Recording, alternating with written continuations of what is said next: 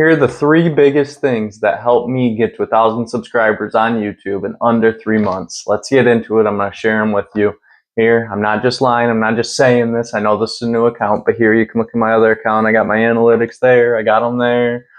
Wait, I think I got another setup there. And then right there too. Okay, but anyway, now that we've covered that, now that I've got the, the proof of the pudding out of the way, let me tell you how I did it. Let me tell you how you could do it. And let me tell you why it is extremely, extremely easy, especially right now. Content creation is not oversaturated. The only difference from now and we'll say like COVID era is that content consumerism is a lot more like they're looking for high quality because there's been a lot of content out in the last 5-10 years. So people know the difference between high quality and bad quality content. And when you have the option, obviously you're going to choose high quality content. So that brings me to my first point. Invest in some equipment. It doesn't have to be high quality. And you can see the microphone. My phone's sitting on a tripod. Altogether, I think I've got $100 in equipment with some lights and stuff. But it helps me live stream. It helps you guys hear me.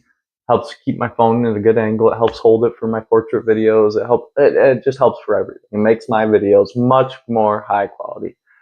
Number two, and I don't know, everybody gets scared when they hear the word edit, but you're going to have to learn how to edit. It's not hard. Most things have a tutorial on YouTube. For the most part, if you see a video and you go, oh, hey, I think I can make a video like that and I want to do it, there's a lot of different ways to get it done. And especially if you use like a free software like Canva, not sponsored, but maybe one day. Beside the point, free software like Canva, that's what I use. I've taught myself how to edit through YouTube tutorials and through just messing around on there. You can figure it out and put out content that people are going to want to see. You're going to want to have, B-roll footage. You're going to want to have other footage of just you then talking in front of the camera, which is most of what I've done to get to 1,000 subscribers. But I think to grow beyond that, to grow into a recognized YouTube partner, a recognized YouTube creator, you should learn how to do some editing, learn how to make some high quality videos, and learn how to make them engaging, make them interesting. If you don't capture your audience attention in the first 3 seconds and then you don't reiterate capturing their attention every 30 seconds, you'll lose them. So those are my first two big tips. But here comes the biggest one, the biggest thing that's helped me grow. And this is going to actually kind of come into how you post, what you post, and that sort of thing. So I started my account with shorts. It was solely, I was taking the shorts that I had on TikTok and posting them over to YouTube, and they did all right. I grew to like 100 subscribers. It didn't get anything crazy. So what am I going to do? I'm trying to grow. I want to gain subscribers. So my next step was start making videos. I wanted to start putting out some long form content. I make mechanics content.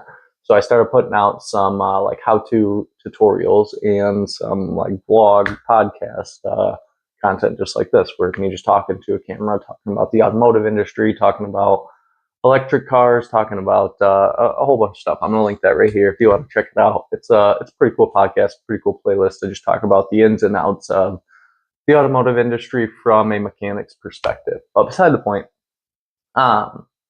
that's what I do, and there's a lot of people that are interested in that. That's definitely a niche. I've chosen a niche. The automotive industry chosen a specific niche in it, which is auto repair, fabrication, mechanics. And I've kind of found that community of people. I post and cater to that community of people. The content that I make is mostly for males 20 to 60. So that's like 95% of my audience. So I always bear that in mind when I'm creating videos for that audience, because that's the audience that I'm catering to. That's the audience that consumes my content.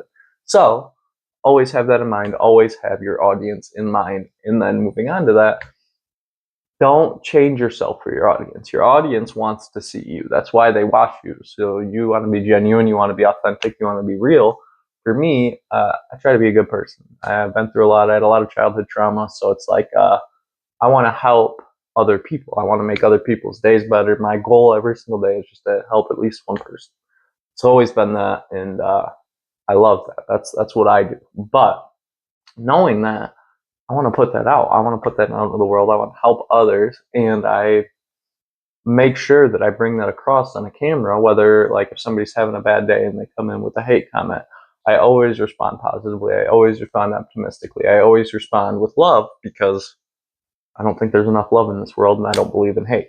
So That's a big thing to me. Be authentic, be genuine. If you're the opposite, let's say you're a rage baiter and you want to make people hate on you to get attention, be that person. But if you decide to be that person, then you have to always be that person. You have to stay that.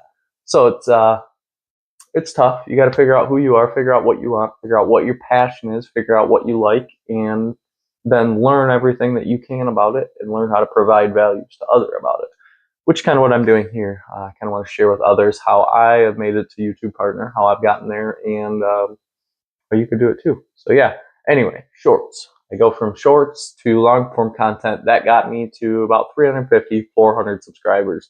Not doing bad. So then I had the bright idea, which I still do it. I love doing it, but live streaming my work over my shoulder. So as I stated, I'm sorry. I'm gonna leave that in there. I don't edit out my mess ups. But anyway, sorry. I'm a professional mechanic and I live stream my work over my shoulder, and that's how I've gotten most of my following and most of my community. And I have like some mods that I found just from people that watch my live stream. I've got a bunch of people that stop in every day just to say hi to me, and like I make sure that when people join in, I say hi. I ask them how their day's going, and it's not just like asking. Like I care, I read it, I listen, and then I pay attention. You know, if they come back, oh hey, welcome back. Thank you so much for joining back in. It's great to see you today. And you know, like not just saying that stuff. Be genuine, feel it, mean it, and you know, people will recognize that and they'll feel it and they'll come with it. That's how I've built my community. I've got a lot of people that love watching me, that are ecstatic to see my live streams. So something that something that I highly recommend is just being authentic, being genuine, and posting different forms of content. You know, whether it's clips, whether it's long form content, whether it's live streams.